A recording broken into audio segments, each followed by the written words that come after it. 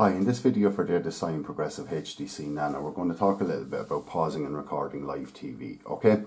So what we want to look at here first is the pausing feature. So what you want to do is, for this to work, obviously you'll need to have a memory stick or something like that plugged into the box.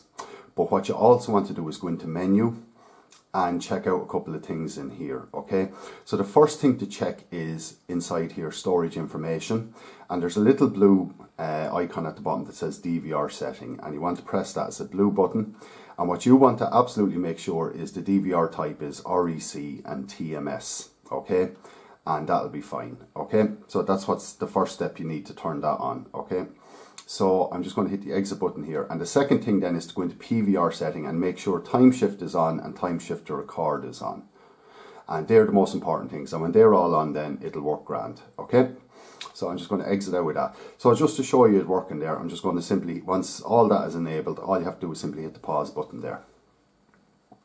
And you can see there it's pausing away. So you know yourself, people have got used to these sort of features from the likes of Sky Plus, FreeSat Plus, even UPC Digital, things like that. You know, someone comes to the door, the phone goes off, you want to make a cup of tea. It's very handy just to pause the actual live TV show and then come back to it when you want.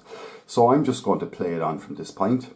And you can see it's fairly seamless there, the way it goes through. And obviously then you can fast forward it then at different points and different speeds, or you can rewind, okay? So I'm only doing it over a very short period there, so it's hard to demonstrate. Like if you were gone away for 4 or 5 minutes there, it would look, you know, you get the gist of it a bit better. But I think you understand what's going on there anyway. And if you press the stop button, then it'll just bring you back to live TV. Okay, so that's the pause stuff dealt with. Now I'm just going to change channel for a second because I don't want to confuse the box with the next thing I'm going to try and do.